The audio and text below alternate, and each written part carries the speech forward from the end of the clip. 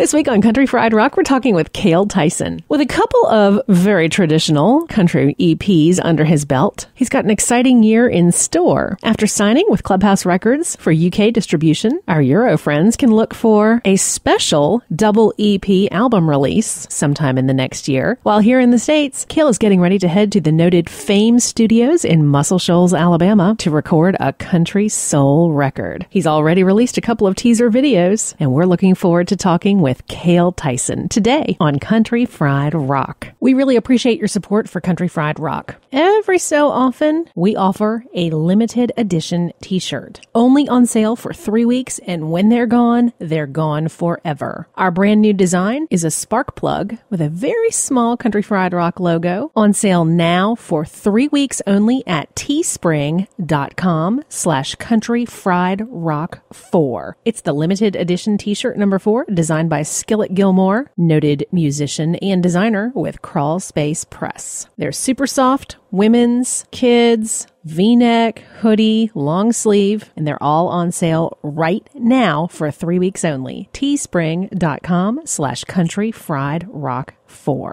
Get yours before it's gone forever. My guest today on Country Fried Rock is Cale Tyson with a brand new, well, not so much brand new. It's my fault. I dropped the ball and didn't return the email. But it's a fantastic record, Cheater's Wine. Welcome. Hey, how's it going? Fantastic. So I've been listening to your music, I guess, since High on Lonesome was when I first became familiar with you. What took you to Nashville? Basically, I grew up in Fort Worth, Texas, for the most part. And then I went to college for a year, and I wanted to go down to Austin to go to school down there. I didn't get accepted, and then ended up going to SMU in Dallas. Started getting into the music scene there, and I had a friend who had moved to Nashville. And, I was telling him kind of the things with the music scene there versus what I wanted to do, and wasn't really happy with everything that was going on. And he was like, man, you should come out here, come out to Nashville. There's Belmont University here. You should go there and finish your degree and everything and, take music more seriously. So, I ended up transferring to Belmont and finished my degree here. Oh. And the funny thing about that was the guy who had convinced me to come out here, he moved back to Fort Worth like a month before I moved out here. So I moved out here and knew nobody. Oh, my goodness. Yeah. So Belmont is pretty intense. Yeah, it was, I got a music business degree, and I quickly realized that, it took me maybe a year of going to school and doing internships that I was like, I don't really want to be in the music business on the business side per se. I couldn't do both, the creative and the business aspects of it. But the cool thing about it was the school taught me so much about things I needed to be doing as an artist that I would have never found out that early on, as far as PROs, as far as, publishing and all sorts of stuff. And another cool thing about it was just I met a lot of the people that I still play with today and made a lot of great friends there. And yeah, it was a good school. It was a good experience for me. Yeah, and I had never experienced that level of competition either. Just Nashville in general. But, the kind of thing with Belmont that I managed to get away from. Everyone talks about the Belmont bubble. And while you're going to school there, you can get so involved with the music scene just at Belmont to forget about, the whole community in Nashville as in the whole city. So when I moved to Nashville, I lived off campus originally, and the whole time I had a house here. And so I think that was really good for me to actually be able to never fall into that bubble. And it was always there, but it was friends with people that, didn't necessarily go to school. And so it's good. Hey, y'all, this is Sloan Spencer, the host of Country Fried Rock. We've had an incredible year with more people finding us on the radio and our podcast than we ever imagined. Thank you all so much. Careful what you wish for. You just might get it. Hey, this is Cale Tyson, and you're listening to Country Fried Rock. When you were out of school and you started doing your own thing, you talk about, you meet people and they're your friends, and that's who you call in to help you when you're wanting to record. How did that develop for you? So basically, the first kind of group of people I was playing with were a couple of them were kids from Belmont that I went to school with, some of my first friends in town. And then at that time, I was doing more of kind of a folky, indie rock kind of thing. Not so much country, but it was all leading that way. I had a show at my house one time, and this band came from Boston. They all went to Berkeley. A lot of them did. And this guy came down and was playing pedal steel with them. And I had never played with a pedal steel player before, but I was fascinated by it. And he told me, I'm thinking about moving to Nashville. I'm like, a couple months, I'll reach out to you once I get there and we should play together. I was like, yeah, man, that would be amazing. So, I mean, this is way back. This is probably 4 years ago or so. And I had a Craigslist ad out at the time that was just sitting out on Craigslist and said, looking for a pedal steel player. And he reached out to me. And I was like, Brett, like, it's me, Cale. We met, come play pedal steel with me. So, yeah, he's been playing with me ever since. And then the rest of the guys just been, part of the scene that I've just come to know. And I play with a lot of different players, too, for certain gigs. So it's not really a totally set band. Anyways, it's a great little mix. That's another really cool thing about living here is you get the opportunity to play with some of the just insanely good players I never would have even imagined I could play with. Like, I've been doing this downtown gig 2 or 3 times a month, this place called The Acme. And I had a guy filling in for Brett on pedal steel named Pete Finney. He's played with all sorts of people. I needed a bass player for a gig, so I reached out to Pete, and I was like, Pete, do you have any bass players in mind that we could use for this gig? And he's like, yeah, give this guy Brad a call. It's going to be Brad Albin. And I call him, and he's like, yeah, I can play. I was like, yeah, just making sure, that like the whole classic country thing that we kind of, we do a lot of covers from the 50s through the 70s, and just making sure you'd be okay with that. He's like, yeah, I think I should be okay with that. I play with the Time Jumpers every Monday night. Just like, oh my God. Okay. Yeah. Sorry, my foot tastes really good right here. Yeah. So it's just been killer to be able to just be on a stage with those same people. So you did the initial EP release, and then what changed for you from when High on Lonesome came out to what ultimately led to Cheater's Wine?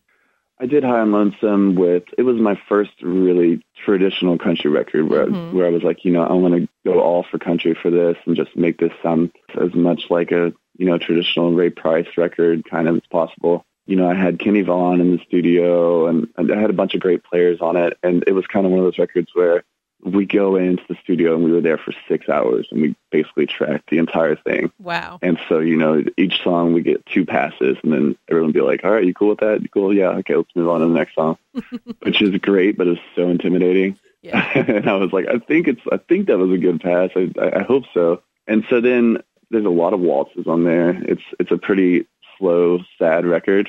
And so, I started playing those songs out, and I love slow songs, but playing those out, it didn't really, it kind of dragged at some points. And so I started writing a little more up-tempo kind of stuff, and then kind of got a little bit later of a sound. Like I was listening to a lot of Gary Stewart and Mel Street and stuff like that, kind of late 60s, early 70s country. And so when we did Cheater's Wine, went in to cut those songs, and I decided for this one, I was like, I made a deal with one of my friends at a studio at the time, and I was like, let's do each song almost one by one. So we would go into the studio and we would just focus on one song at a time, pretty much, and just work on that song all day and make up the coolest arrangements we could. The cool thing about that was Robert Ellis was living in Nashville at the time, and we'd been playing together a little bit. So he came in and he played all the guitar on the record, which was really cool.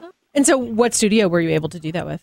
It was called Schematic Studio. It does not exist anymore. It was a really interesting place. My friend was almost subletting the studio, and it was over in Green Hill, there's like not really any studio. It's not known for having studios. It was almost like a duplex kind of place, but it was cool because, we had the freedom to just hang out there. No one else was really coming in. It took us a couple months, and we just took a pretty relaxed approach at it. It was nice. It's a good way to do it. Hey, y'all, this is Sloan Spencer, the host of Country Fried Rock. Those of y'all who listen on our podcasts, it's a quick hit of just the conversation. If you want the full radio program with all the songs that we talk about, ask for it on your local radio station, joining 20 other stations across the country. Get the goods at countryfriedrock.org. Hey, this is Cale Tyson, and you can check out some of my music, upcoming shows, videos, and all that good stuff at www.caletyson.net. Pretty nice to have Robert Ellis come on in and play some guitar. Did you end up calling in any other friends for other parts? I actually used a lot of the band that I was playing with, and I still do play with often at the time, a band called Johnny Appleseed. So it was Andrew Squire played drums on it. He's in Johnny Appleseed, and Brett, of course, played steel, Brett Resnick. And then Mark Sloan also did some guitar stuff on there, and a guy named Casey Driscoll played fiddle on there. It was a lot of those guys. The same guy that played bass on my first record on High on Lonesome played on this one, Mike Rennie. He's always kind of been around. He's great. He's played with Rodney Crowell and all sorts of people. As you were able to, I guess take your time would be the right way to say it, but to get the songs the way you wanted without quite the same time pressure as the previous release. What happened with the record after? I'm a perfectionist, and so taking my time was both a good thing and it was kind of a bad thing, because I would be like, I don't know if the song's finished. I don't know if we did this well, and I don't know, maybe we should go back in and recut this. Maybe we should do another vocal cut on this one. I don't know. So, I mean, I liked doing it, but at the same time, it was very frustrating for me in my head, just me in my head, second guess everything. But, the response, it was really cool after the record, because for High on Lonesome, I did have a publicist helping out, because that was kind of my debut, release. And so I had a publicist for that, and she helped out a lot with getting some cool stuff for me. And then this one, I put it out, and, I reached out I didn't use a publicist for it, and I just reached out to everyone that I kind of knew.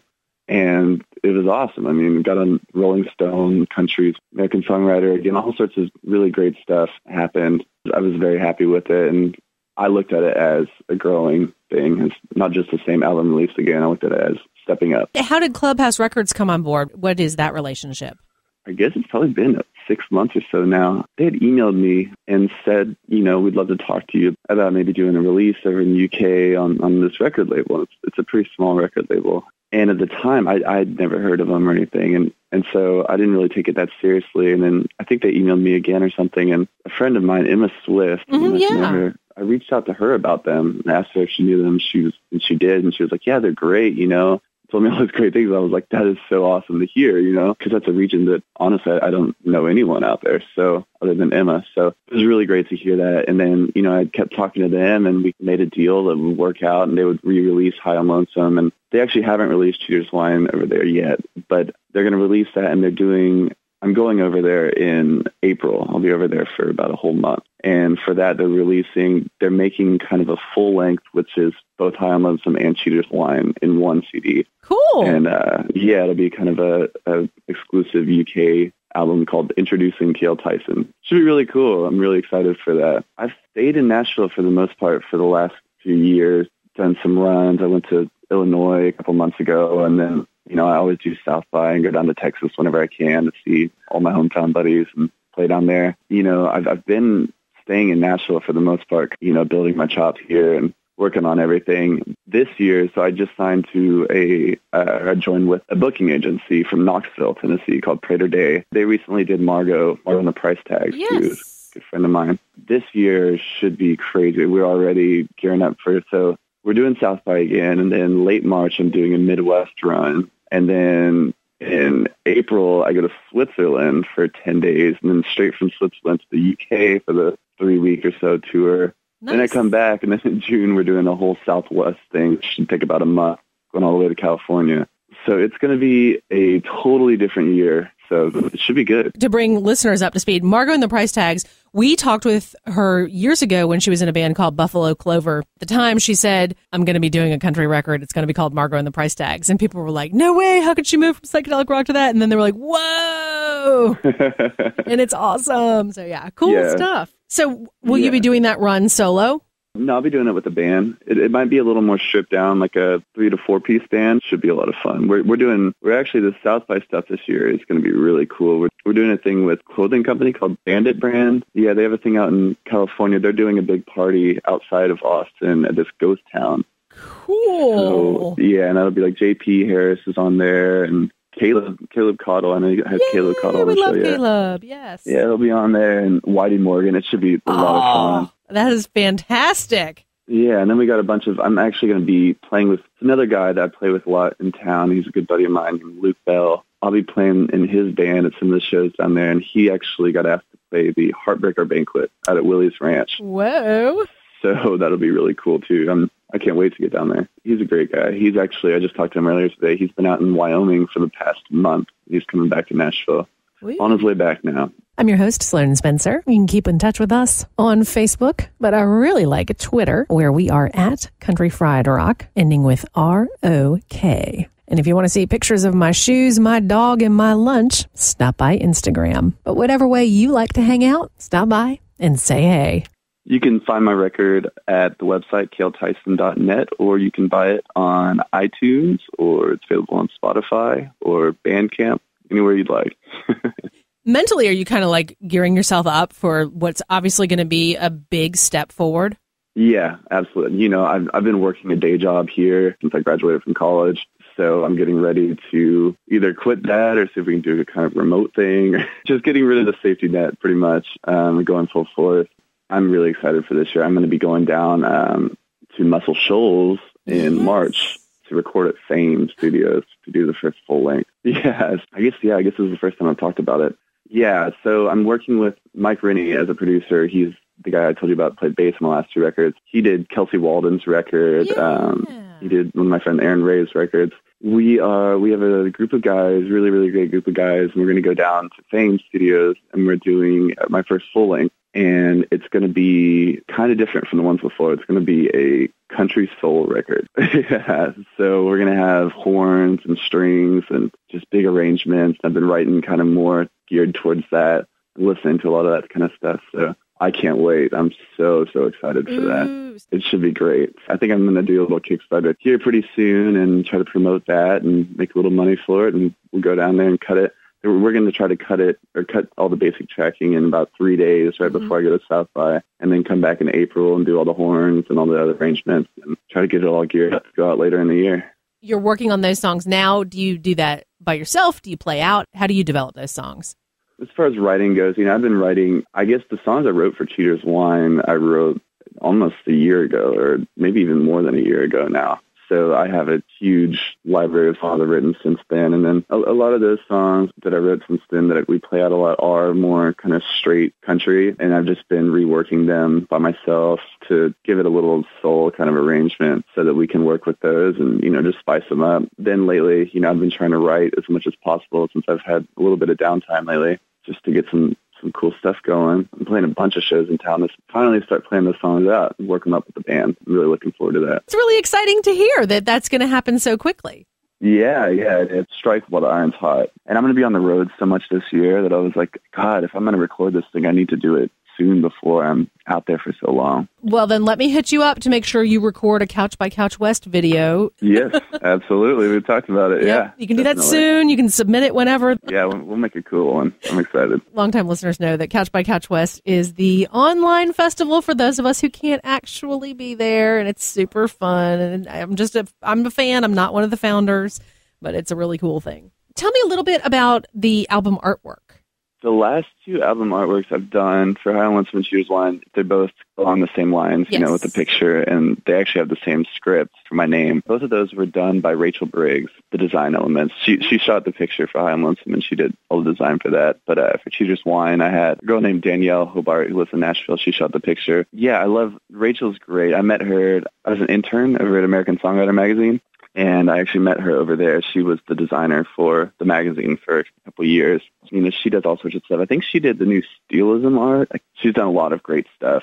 And so she's always been a blast to work with. And she always comes up with some really cool stuff that's modern, but it still has that kind of retro vibe. So it was really great having her help out on there. There's another thing with Cheater's Wine. Everyone keeps bringing up that Emmylou record, Elite Hotel, and because they do look very similar with the wallpaper. But we had to know. I told her, I sent her like a list of records, and that happened to be one of them. It has differences, but I will admit that it does look similar to it. Consider it an homage to Emmylou. Right, exactly. Yeah. So play her Save the Puppy Dogs benefits. Yeah, oh yeah.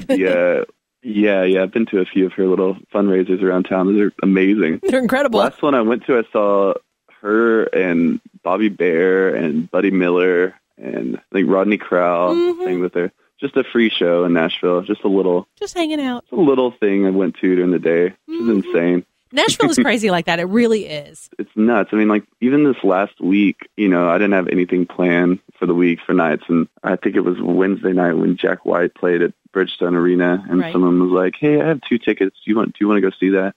And so Wednesday night I went and saw Loretta Lynn and Jack White, which was crazy. Yeah. And then Thursday I heard that Doug Seegers, who is one of my favorites right now, was playing at City Winery, which is a great new venue, real close to where I live. And I got to go see him. He's just incredible. great story too. He was homeless for a long time in Nashville. He would play outside this Goodwill on Charlotte Avenue. This TV show came in town from Sweden, and they heard him busking, and they were blown away by it. They played the TV show. I'm not sure exactly on the facts of this, but they played the TV show with him singing the song in Sweden, and it blew up to the point where they had the demand for him to record this record, and he did, and it got to be like number one on the iTunes charts in Sweden. And his voice is just heartbreaking, and his songwriting is incredible. Definitely give that one a listen. Thank you. The crazy thing about that is when I talked with Margo a few years ago, that show has gotten like thousands and thousands and thousands of hits. And it's because the segment we talked about was about homeless songwriters in Nashville. Yeah. And just, walking down the street, some random dude busking. And just that whole thing of some of these people are brilliant individuals. Yeah, and this is just, it's such a cool story because, and also even seeing him live, he's so humbled, and you could just tell that this is all so new for him, but nothing's getting to his head at all. It's just, it's really, really cool. Safe travels to you on what is going to be one stellar year, Cale Tyson. Thank you. Thank you so much, Lon. CountryFriedRock.org. Copyright 2015. All rights reserved. Our 2015 bed music is from Drivin' and Cryin's debut album, Scarred But Smarter. Got a great band you want to hear on Country Fried Rock? The best thing to do is tweet us at Country Fried Rock. That's Country Fried, R-O-K. You can subscribe to our weekly podcast on iTunes. Just search Country Fried Rock. Country Fried Rock radio programs are distributed to public radio through the Public Radio Exchange, prx.org. Our Country Fried Rock stinger is from Steve Soto and the Twisted Hearts. Ever he been helping us some country fried rock.